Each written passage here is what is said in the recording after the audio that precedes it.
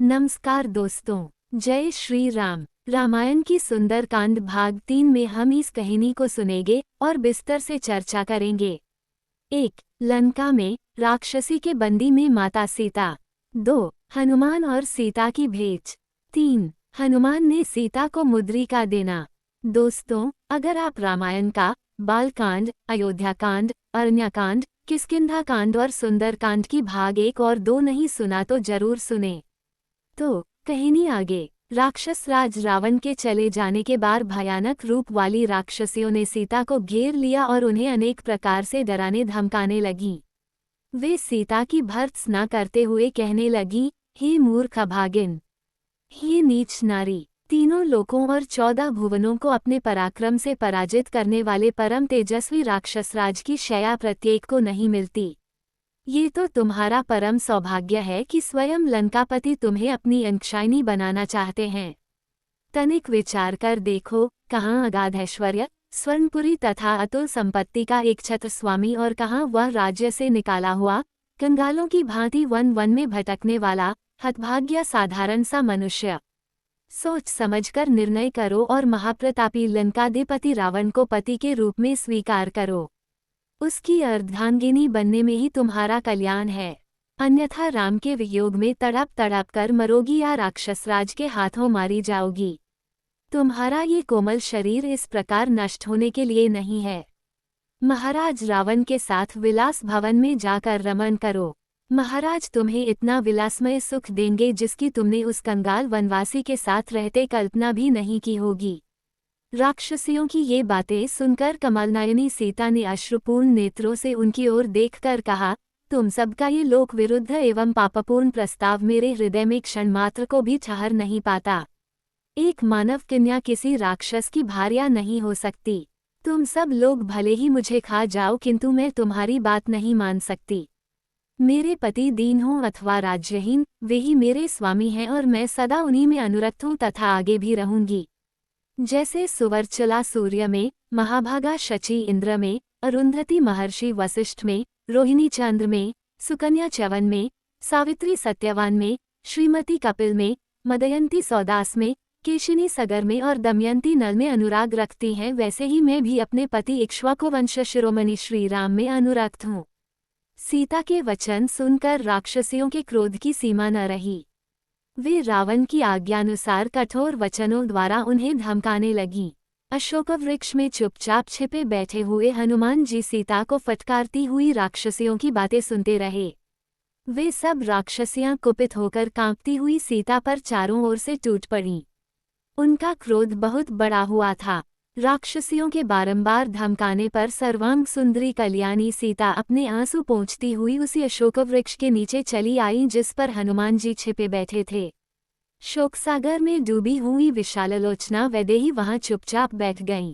वे अत्यंत दीन व दुर्बल हो गई थी तथा उनके वस्त्र मलिन हो चुके थे।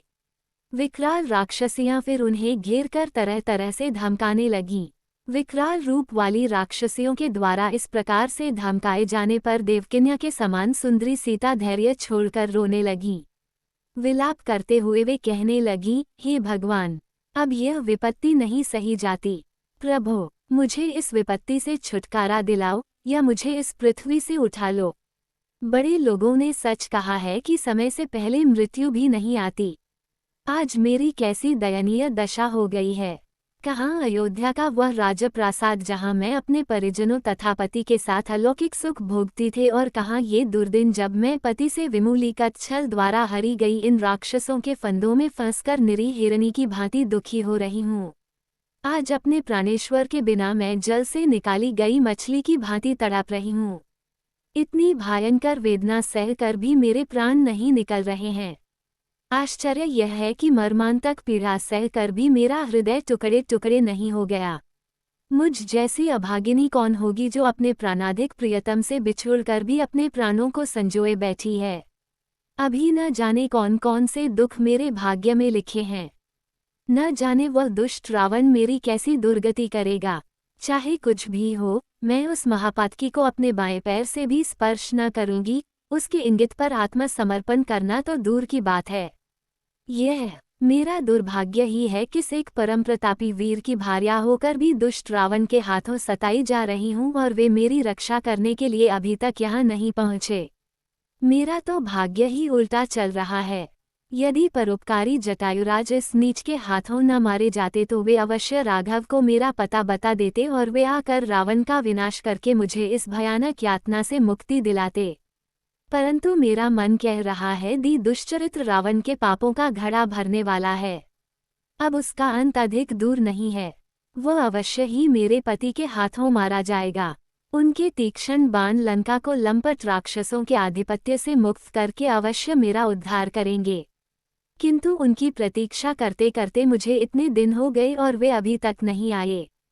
कहीं ऐसा तो नहीं है कि उन्होंने मुझे मरा हुआ समझ लिया हो और इसलिए अब वे मेरी खोज खबर ही न ले रहे हों। ये भी तो हो सकता है कि दुष्ट मायावी रावण ने जिस प्रकार छल से मेरा हरण किया, उसी प्रकार उसने छल से उन दोनों भाइयों का वध कर डाला हो। उस दुष्ट के लिए कोई भी नीच कार्य अकरणीय नहीं है। दोनों दशाओं में मेरे जीवित रहने का प्रयोजन नहीं है। यदि उन्होंने मुझे मरा हुआ समझ लिया है या इस दुष्ट ने उन दोनों का वध कर दिया है तो भी मेरा और उनका मिलन जब असंभव हो गया है, जब मैं अपने प्राणेश्वर से नहीं मिल सकती तो मेरा जीवित रहना व्यर्थ है। मैं अभी इसी समय अपने प्राणों का उत्सर्ग करूंगी। सीता के इन निराशा भरे वचनों को सुनकर पवनपुत्र हनुमान अपने मन में विचार करने लगे कि अब इस बात में कोई संदेह नहीं है कि यही जनकनंदिनी जानकी हैं जो अपने पति के वियोग में व्याकुल हो रही हैं। यही वह समय है जब इन्हें धैर्य की सबसे अधिक आवश्यकता है। पराक्रमी हनुमान जी विचार करने लगे कि सीता का अनुसंधान करते करते मैंने गुप्त रूप से शत्रु की शक्ति का पता लगा लिया है तथा राक्षसराज रावण के प्रभाव का भी निरीक्षण भी कर लिया है। जिन सीता जी को हजारों लाखों वानर समस्त दिशाओं में ढूंढ रहे हैं, आज उन्हें मैंने पा लिया है। ये शोक के कारण व्याकुल हो रही हैं, अतः इन्हें सांत्वना देना उचित है। परंतु राक्षसियों की उपस्थिति में इनसे बात करना मेरे लिए ठीक नहीं होगा। अब मेरे समक्ष समस्या यह है कि मैं अपने इस कार्य को कैसे संपन्न करूं। यदि रात्रि के व्यतीत होते होते मैंने सीता जी को सांत्वना नहीं दिया तो निस्संदेह ये सर्वथा अपने जीवन का परित्याग कर देंगी। यदि किसी कारणवश मैं सीता से न मिल सका तो मेरा सारा प्रयत्न निष्फल हो जाएगा। रामचंद्र और सुग्रीव को सीता के यहाँ उपस्थित होने का समाचार देने से भी कोई लाभ नहीं होगा, क्योंकि इनकी दुखद दशा को देखते हुए यह नहीं कहा जा सकता कि ये किस समय निराश होकर अपने प्राण त्याग दें। इसलिए उचित यही होगा कि मैं सीता जी, जिनका चित अपने स्वामी में ही लगा हुआ है, को श्री राम के गुण गा गाकर सुनाऊं, जिससे उन्हें मुझ पर विश्वास हो जाए। इस प्रकार भली भांति विचार करके हनुमान मंद मंद मृदु स्वर में बोलने लगे। इक्ष्वाकुओं के कुल में परम प्रतापी, तेजस्वी, यशस्वी एवं धन धान्य समृद्ध विशाल पृथ्वी के स्वामी चक्रवर्ती महाराज दशरथ हुए हैं। उनके ज्येष्ठ पुत्र उनसे भी अधिक तेजस्वी, परम पराक्रमी, धर्मपरायण, सर्वगुण संपन्न, अतीव दयानिधि श्री रामचंद्र जी अपने पिता द्वारा की गई प्रतिज्ञा का पालन करने के लिए अपने छोटे भाई लक्ष्मण के साथ जो उतने ही वीर, पराक्रमी और भ्रातृभक्त हैं, 14 वर्ष की वनवास की अवधि समाप्त करने के लिए अनेक वनों में भ्रमण करते हुए चित्रकूट में आकर निवास करने लगे। उनके साथ उनकी परमप्रिय पत्नी महाराज जनक की लाडली सीता जी भी थीं। वनों में ऋषि मुनियों को सताने वाले राक्षसों का उन्होंने संहार किया। लक्ष्मण ने जब दुराचारिणी शूर्पणखा के नाक कान काट लिए तो उसका प्रतिशोध लेने के लिए उसके भाई खरदूषण उनसे युद्ध करने के लिए आए, जिनको रामचंद्र जी ने मार गिराया और उस जनस्थान को राक्षस विहीन कर दिया। जब लंकापति रावण को खरदूषण की मृत्यु का समाचार मिला तो वह अपने मित्र मारीच को लेकर छल से जानकी का हरण करने के लिए पहुंचा। मायावी मारीच ने एक स्वर्ण मृग का रूप धारण किया, जिसे देखकर जानकी जी मुग्ध हो गईं। उन्होंने राघवेंद्र को प्रेरित करके उस माया मृग को पकड़कर या मारकर लाने के लिए भेजा। दुष्ट मारीच ने मरते मरते राम के स्वर में हासीते हा लक्ष्मण कहा था। जानकी जी भ्रम में पड़ गईं और लक्ष्मण को राम की सुधि लेने के लिए भेजा।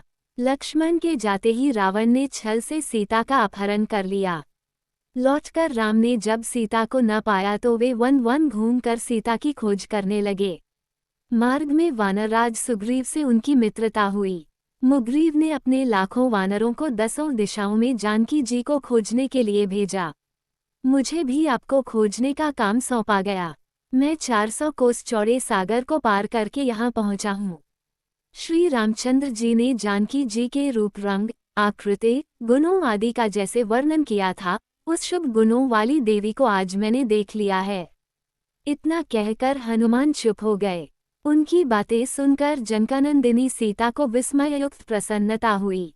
जब उन्होंने ऊपर नीचे तथा इधर उधर दृष्टिपात किया तो शाखा के भीतर छिपे हुए विद्युतपुंज के सामन अत्यंत पिंगल वर्ण वाले श्वेत वस्त्रधारी हनुमान जी पर उनकी दृष्टि पड़ी।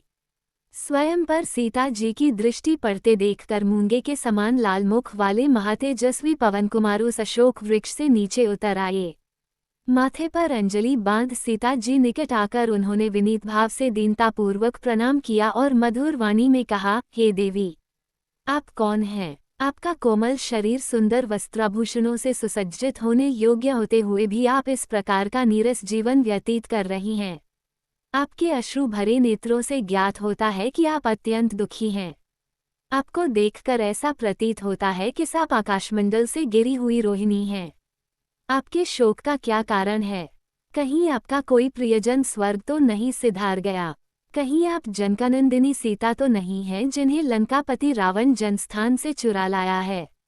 जिस प्रकार आप बार बार ठंडी सांसें लेकर हा राम पुकारती हैं, उससे ऐसा अनुमान लगता है कि आप विदेह कुमारी जानकी ही हैं। यदि आप सीता जी ही हैं तो आपका कल्याण हो। आप मुझे सही सही बताइए, क्या मेरा यह अनुमान सही है? हनुमान का प्रश्न सुनकर सीता बोली, हे वानरराज, तुम्हारा अनुमान अक्षरशः सही है। मैं जनकपुरी के महाराज जनक की पुत्री, अयोध्या के चक्रवर्ती महाराज दशरथ की पुत्रवधू तथा परम तेजस्वी धर्मात्मा श्री रामचंद्र जी की पत्नी हूँ। जब श्री रामचंद्र जी अपने पिता की आज्ञा से वन में निवास करने के लिए आए तो मैं भी उनके साथ वन में आ गई थी। वन से ही ये दुष्ट पापी रावण छलपूर्वक मेरा अपहरण करके मुझे यहाँ ले आया। वह मुझे निरंतर यातनाएं दे रहा है। आज भी वह मुझे 2 मास की अवधि देकर गया है। यदि 2 मास के अंदर मेरे स्वामी ने मेरा उद्धार नहीं किया तो मैं अवश्य प्राण त्याग दूंगी। यही मेरे शोक का कारण है। अब तुम मुझे कुछ अपने विषय में बताओ। सीता के वचन सुनकर वानशिरोमणि हनुमान जी ने उन्हें सांत्वना देते हुए कहा, देवी, मैं श्री रामचंद्र का दूत हनुमान हूँ और आपके लिए संदेश लेकर आया हूँ। विदेह नंदिनी, श्री रामचंद्र और लक्ष्मण सकुशल हैं और उन्होंने आपका कुशल समाचार पूछा है। रामचंद्र जी केवल आपके वियोग में दुखी और शोकाकुल रहते हैं। उन्होंने मेरे द्वारा आपके पास अपना कुशल समाचार भेजा है और तेजस्वी लक्ष्मण जी ने आपके चरणों में अपना अभिवादन कहलाया है। पुरुष सिंह श्री राम और लक्ष्मण का समाचार सुनकर देवी सीता के संपूर्ण अंगों में हर्षजनित रोमांच हो आया और उनका मुरझाया हुआ हृदयकमल खिल उठा। विषादग्रस्त मुखमंडल पर आशा की किरणें प्रदीप्त होने लगीं। इस अप्रत्याशित सुखद समाचार ने उनके मृतप्राय शरीर में नवजीवन का संचार किया। तभी अकस्मात सीता को ध्यान आया कि रामदूत कहने वाला ये वानर कहीं स्वयं मायावी रावण ही न हो। ये सोचकर वह वृक्ष की शाखा छोड़कर पृथ्वी पर चुपचाप बैठ गईं और बोली, हे मायावी, तुम स्वयं रावण हो और मुझे छलने के लिए आए हो। इस प्रकार के छल प्रपंच तुम्हें शोभा नहीं देते और न उस रावण के लिए ही ऐसा करना उचित है। और यदि तुम स्वयं रावण हो तो तुम्हारे जैसे विद्वान शास्त्रज्ञ पंडित के लिए तो ये कदापि शोभा नहीं देता। एक बार सन्यासी के भेष में मेरा अपहरण किया, अब एक वानर के भेष में मेरे मन का भेद जानने के लिए आए हो। धिक्कार है तुम पर और तुम्हारे पांडित्य पर। ये कहते हुए सीता शोकमग्न होकर जोर जोर से विलाप करने लगी। सीता को अपने ऊपर संदेह करते देख हनुमान को बहुत दुख हुआ। वे बोले, देवी, आपको भ्रम हुआ है। मैं रावण या उसका गुप्तचर नहीं हूँ। मैं वास्तव में आपके प्राणेश्वर राघवेंद्र का भेजा हुआ दूत हूँ। अपने मन से सब प्रकार के संशयों का निवारण करें और विश्वास करें कि मुझसे आपके विषय में सूचना पाकर श्री रामचंद्र जी अवश्य दुरात्मा रावण का विनाश करके आपको इस कष्ट से मुक्ति दिलाएंगे। वो दिन दूर नहीं है जब रावण को अपने कुकर्मों का दंड मिलेगा और लक्ष्मण के तीक्ष्ण बाणों से लंकापुरी जलकर भस्मीभूत हो जाएगी। मैं वास्तव में श्री राम का दूत हूँ। वे वन वन में आपके वियोग में दुखी होकर आपको खोजते फिर रहे हैं। मैं फिर कहता हूँ कि भरत के भ्राता श्री रामचंद्र जी ने आपके पास अपना कुशल समाचार भेजा है और शत्रुघ्न के सहोदर भ्राता लक्ष्मण ने आपको अभिवादन कहलवाया है। हम सबके लिए यह बड़े आनंद और संतोष की बात है कि राक्षस राज के फंदे में फंसकर भी आप जीवित हैं।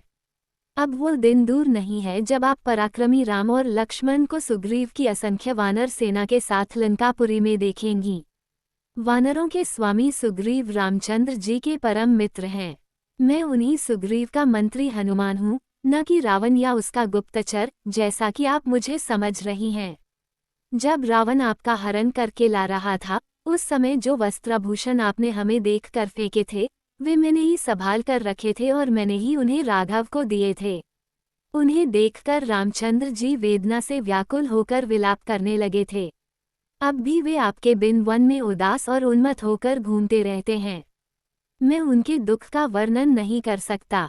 हनुमान के इस विस्तृत कथन को सुनकर जानकी का संदेह कुछ दूर हुआ, परंतु अब भी वह उन पर पूर्णतया विश्वास नहीं कर पा रही थी।